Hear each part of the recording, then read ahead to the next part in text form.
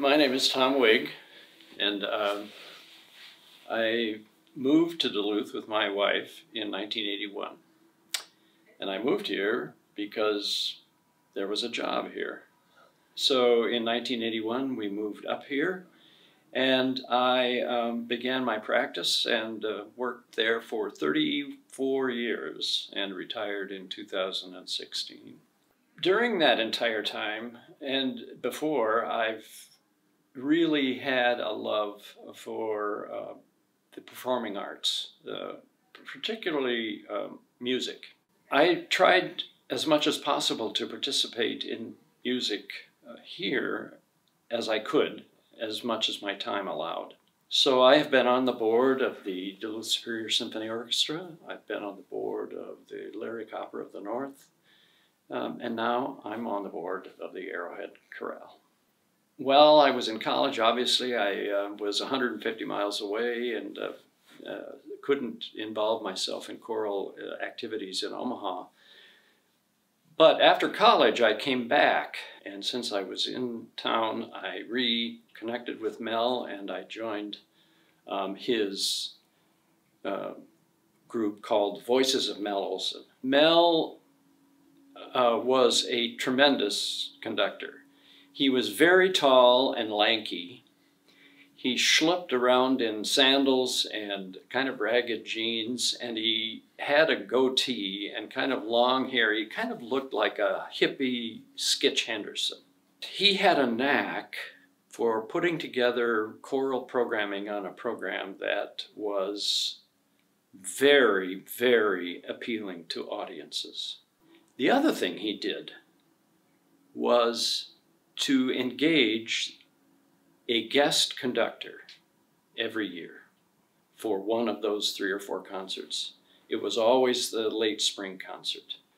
Now I'm talking guest conductors like Norman Luboff, Roger Wagner, David Wilcox, and eventually John Rutter.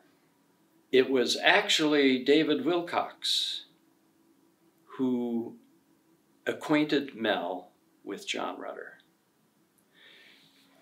Anybody who has sung Christmas music, choral Christmas music, is aware of the orange and green books for choral carols.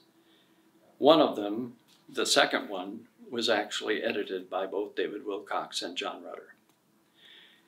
And David Wilcox told Mel, "You've got to be acquainted with this fellow." So that was when Mel began to be more aware of the music of John Rutter. And Mel felt so compelled by John Rutter's music that he felt that he needed to have him not only as a guest conductor, but also needed to commission composition from him. He commissioned John Rutter to write Gloria for the Voices of Mel Olson.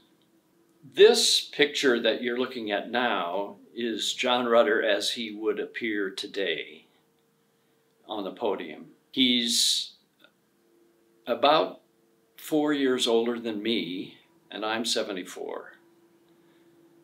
But this is the picture of John Rutter that I remember working with from the podium on a regular basis after he came to Omaha to conduct us. And I have to tell you that he was still writing the last pages of Gloria on the airplane when he came over. The ink was not dry yet. So we were singing, we actually performed it from his handwritten copy. Well, Mr. Rutter was pretty much unknown on this side of the Atlantic back in 1974. He was known in tiny circles for certain pieces of music and certain styles of music, but his notoriety and his name really had not gotten around broadly. And I think that he credits Mel with actually bringing his name forth to the American public by having this piece commissioned and by beginning the process of performing his pieces on a more regular basis at some pretty significant musical venues. So I'm not really sure that each one of us in the choir, at least I'm speaking for myself, had an insight that we were part of something bigger, in the sense that this was going to be an enlightenment for the American people. But clearly, I think most music scholars now looking back, music historians looking back now, would say that John Rutter may single-handedly be responsible for the rekindling of an awareness and a love for choral music in the United States in the latter part of the 20th century. His music is so appealing. His compositions are so engaging.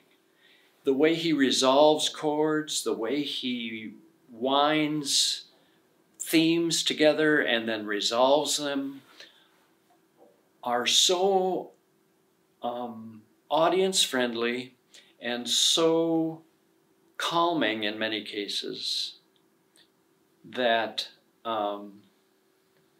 you just can't ignore it. What I would like to say is that I'm thrilled almost beyond mention that the Arrowhead Chorale has chosen to do this work as part of a wonderful Christmas spirit program. It's done many times as part of Christmas programs around the country, but for me particularly, 40 years after I participated in the debut of this piece, to be able to sit in the audience, I hope I can hold it together, because it was a very wonderful time of my life.